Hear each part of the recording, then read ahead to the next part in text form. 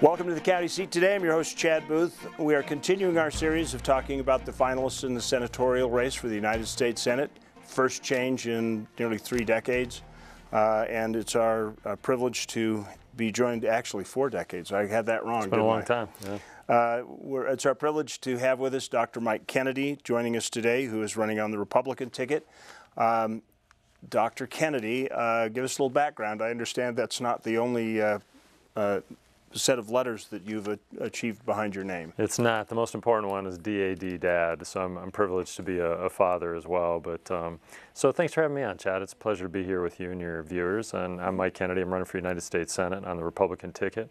I'm a family doctor. I've been doing that for 20 years, and I love doing that. We work with people to try to help them resolve their issues and help us move forward in a positive direction on the healthcare side of things.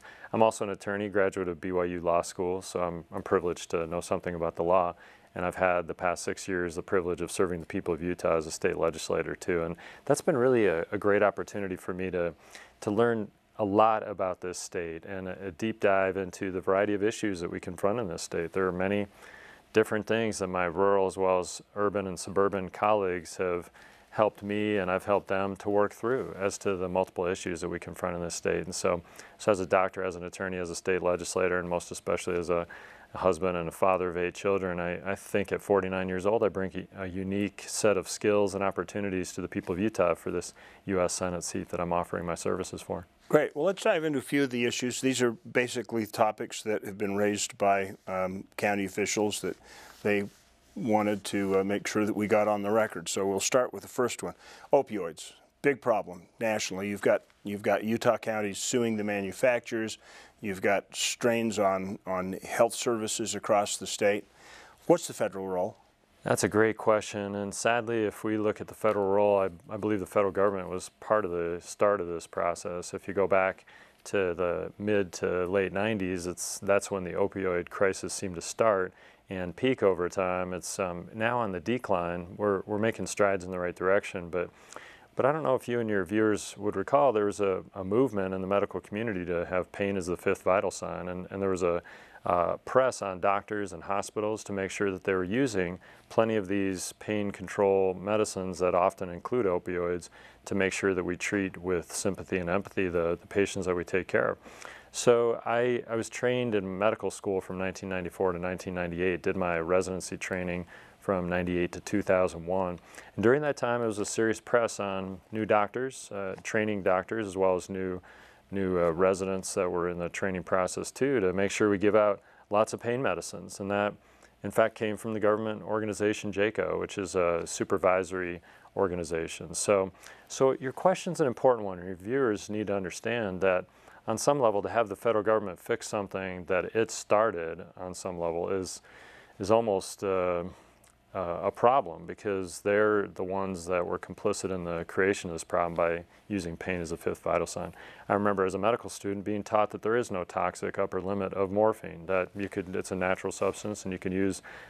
This is a medical professor that was teaching me that it was okay to go ahead and use morphine to upper limits. There are no upper limits because people tolerate them well. Well, sadly, we've got a lot of young, mostly young, but many dead people as a result of these sort of policies of you must treat the patient's pain to the optimum.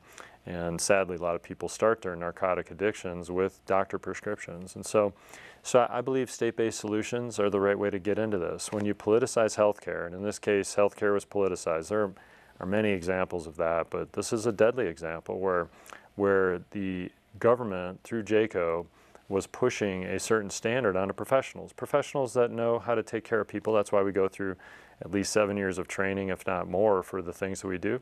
And I think the federal government ought to stay out of the business of dictating to professionals, and it's not just doctors, but also many other professionals, teachers, as well as engineers and scientists. The government does not need to be involved in telling them how to do their job. That's why they're professionals. They can do their job.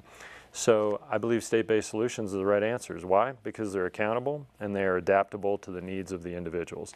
And that brings us to the county. I think many times the counties in the states, they have better solutions for these things, and they're not going to create unintended consequences, more problems with the solutions that they generate. So I believe there are many options, and local options are going to be better than distant options like federal government. The follow-up to that would be that the funding side of this right now to try and treat the problem is crippling the counties. That it is. And so where do you find that solution? Yes, it's a big problem, and I think many of us, your viewers as well as you and I, recognize the federal government takes way too much of our money and gives it back to us with hooks and connections that we don't necessarily want. So my first thing is stop taxing us, and I'm proud of the president for having the tax cuts that he's put into place. What does tax cuts mean? It means more money in the pockets of the people, and that means more power in the pockets of the people so that they can move forward in the right direction with the things that they need to. So when it comes to funding, again, I want programs to be adaptable and local so the counties and the state can and do tax and implement their own programs. And I believe the state does have a responsibility and has carried forward with its responsibility to try to address this on multiple levels. In my 6 years as a legislator, I've seen multiple and voted on multiple options to try to work on this big issue. Excellent. Well, that kind of sets us up for the next one, almost kind of answers it for us. We're scheduled along the Wasatch Front to have huge growth in the next 25 to 50 years. You know, there are a lot of people who look to the federal government as having a role in how we handle that. What's your answer? Same thing. Stop taking our money, and then we can adapt our own solutions to this, and also let us use our land that is available so that we're not all compressed into a limited area. I think that's one of the issues that we struggle with in this state is that we estimate 66% of the state land is controlled by the federal government. As a result, we're constrained as to where we can go, not only for our houses, but also for our roads and other developments that we need. And so when it comes to that, I'd like multifaceted approaches, but particularly I'm focused on making sure that Utahns that know the land and love the land, that they're in control and in charge of those lands. And that's something that I would move forward with as a U.S. Senator. So there is a movement to try and get the title released from the federal government to the state. There are lots of debates about whether that is right or wrong, but the more important one, is it achievable? Do you think it's achievable? It's a great question, and pragmatism and reality is a component of this as well as fundamental principles. And I believe, so east of Colorado, they own most of their lands. West of Colorado, we are struggling because we're not allowed. So clearly there's kind of a double standard going on in the country.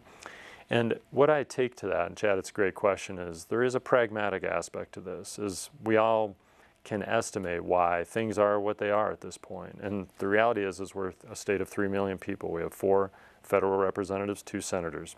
Whereas you talk in the East Coast, they have far more of the federal delegation that serves. So my job as a U.S. Senator would be to convince and help others to understand why it's such an issue for us. So we need to own our lands so that we can use them. But also recognize that there's a certain ripeness with this in the courts, as well as anybody that's a farmer or grows things. There's a time to pick that peach off the tree, and if you do it a week early, it's not good. And if you do it a week late, it's not good. So as to the ripeness of this issue, I believe it's ripening. I believe it's been ripening for a long time. But I think we're coming to a head on multiple levels, and that as I educate as a senator, my colleagues in the Senate as well as in the House, and as we continue with respect and diligence, apply for that right for us to use our lands that we can at least use, if not own, those lands. And so I'm happy to move forward in a pragmatic way on that issue. But I think understanding is really a big issue with the federal delegations throughout the country. All right, great. We're going to take a real quick break here. We'll be right back with the county seat, talking to Dr. Mike Kennedy, who's running for the U.S. Senate on the Republican ticket. We'll be back with the county seat.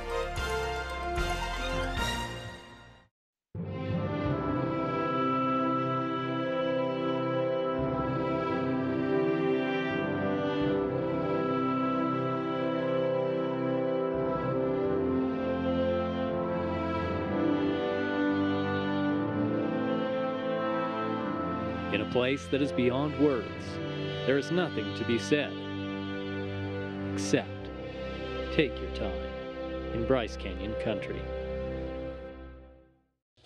If you're looking for gold at the end of the rainbow, you'll probably be disappointed, because in Piute County, the only thing you'll find at the end of a rainy day is the promise of adventure.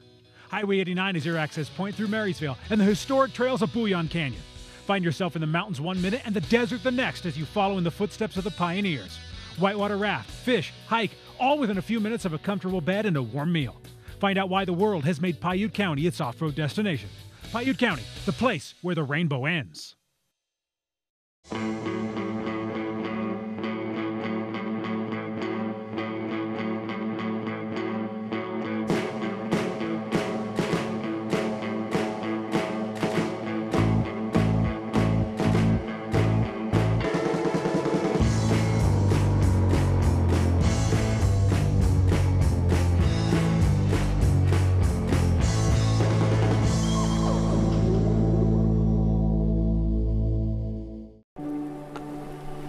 All local products have a story of magical places, real people, and delicious recipes spanning generations.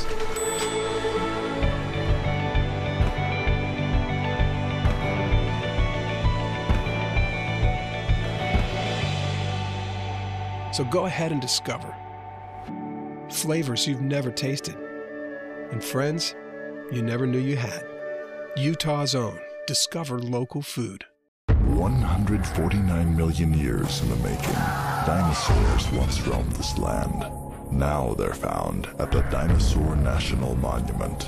Let's take you beyond the bones.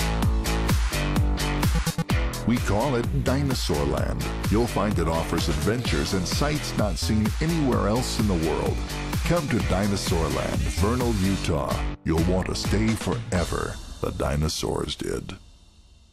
Look south to adventure. Look south to beauty. Look south to San Juan County. Out here, the road goes on forever, and what you'll find will change how you see the world.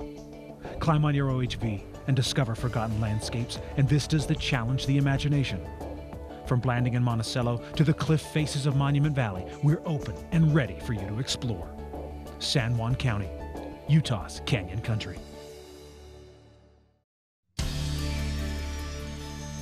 Welcome back to the county seat. We are talking with Dr. Mike Kennedy, who is running for the Senate.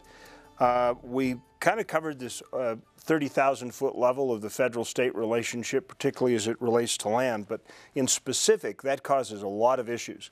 One of them is wilderness study areas. We have now been 37 years with more acreage in this state under wilderness management as a study area than actual wilderness.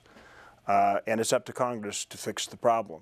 How do you move that issue forward? Same thing as we've talked about is developing good relationships with colleagues in the Senate as well as in the House and with the President. And the reality is how long do you need to study these areas before you get enough data to do whatever you feel like you need to do?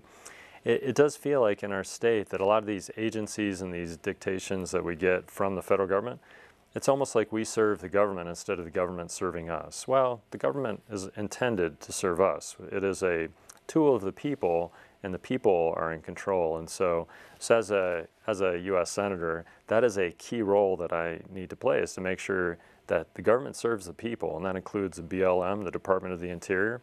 We need to make sure that those individuals are not enforcing on our people things that are causing them to have constraints and trouble in their livelihoods and in their efforts to just live on the land. So the way we do that is by working with the senators and the representatives, developing relationships and making sure they understand how the government's working for us and sometimes how it's not working for us in the right ways.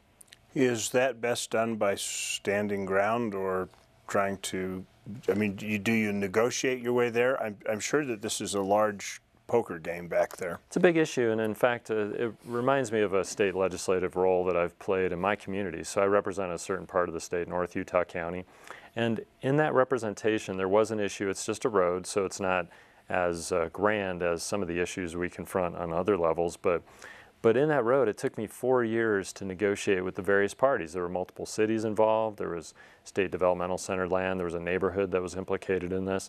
And what I like, Chad, is actually understanding, learning from other people, what are the issues on their side of things. And then as I understand, I start to navigate and help to negotiate with the other parties so that we all understand each other. And in fact, that road had been on the city's master plan for almost 40 years. And after 4 years of working with my local community, we were able to get the road in the ways that we wanted, in a way that I thought worked for all the parties. So when we talk about multiple parties really it's a big part of that is understanding each other and being willing to develop relationships and work forward in a collaborative way to get things done in the way that we should for every party. How much do you give to get that? Yes, it's a great question, and in fact, most of these things do require a certain amount of give and take, and actually that's not unusual because in our relationships, personal relationships and workplace relationships, it's all the same thing. So for me, I'm invested in working forward in a positive direction, and there is a bit of give and take associated with that, and in this case, Utah has given a lot. It's about time we get to take some back. Do you think we can put enough pressure on to make the horse issue in the West Deserts of Utah come to fruition faster? I think so. It is so. When people think of the wild and free horse that is well fed and free to roam the vast amounts of land, that is not what we're seeing in some of these lands. These horses are starving and they are struggling, and also of course competing with the livelihood of our decent people. And there is a place where there's a balance. It can work for all of us, but the reality is I think if we can bring people in and show them what's really happening instead of what they imagine in their minds is happening with the wild and free Mustang that's rearing back in a beautiful picture circumstance, and instead you show them the starving, struggling horses that are overpopulating this land that can't support them, maybe they'd see a little bit different and move forward in a better way. I can almost guarantee you that there is an advocacy group that if you show them that picture, they will refuse to believe it, and they'll tell you that you doctored the picture. You're right. I know this firsthand. And it goes the other side around, doesn't it? So how do we accelerate that? Because it needs to be accelerated. The BLM's making moves, but they're not able to make moves fast enough because Congress has put restrictions on what they can do. Right, it's a very good point, Chad. And for me, I've thought over and over as to our lands and the horses and the roads is sometimes it's a matter of people need to actually come and see with their own eyes. And part of what I've thought about is how about we offer to our federal delegation throughout the country a touristy type trip. The Utah will pay for specifically for 2 days. You and a partner can come out and actually see for yourself what's going on with these lands. And I feel like seeing is believing. And in this case, I believe that there are ways that we can build relationships and bring people to these lands. It's not all Arches National Park, is it? And a lot of these horses are really struggling. And when people are able to actually see, then they start to believe. Excellent. We'll take a break. We're going to come back and we're going to tackle law enforcement as a problem. All right, we'll be right back with the county seat.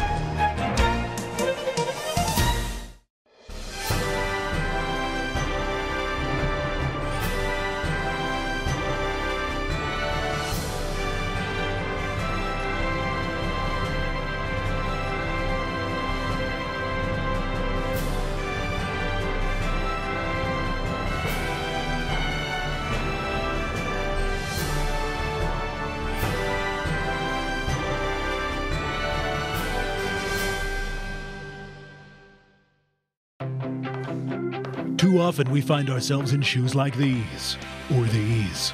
Wouldn't it be nice to change into something more like this, or this? How about these? Put on whatever shoes you prefer and come to Beaver County. We have exactly the adventure you need to put under them. So the next time you want to change out of these, come to Beaver County where you can jump into a pair of these. Beaver County, Utah. Lace up for adventure. Planning your next conference or corporate event? The Davis Conference Center offers 70,000 square feet of flexible meeting and exhibit space, plus high-tech audio-visual services that will make your event a success. Whether you're planning a training, meeting, company retreat, wedding, or large convention, let the staff at the Davis Conference Center help you arrange your next event. Located east of I-15 in Layton, call 801-416-8888 or visit davisconferencecenter.com today.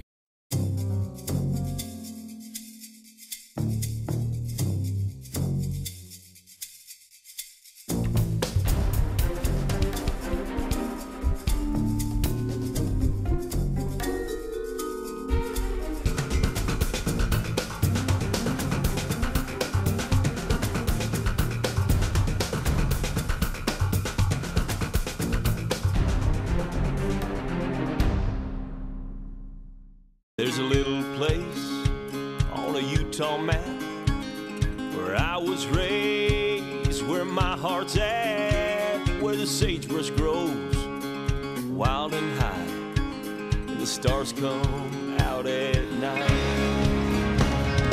Oh, there ain't nothing like being raised in the basin with a Ute reservation, skiing starvation, that Duchesne County life.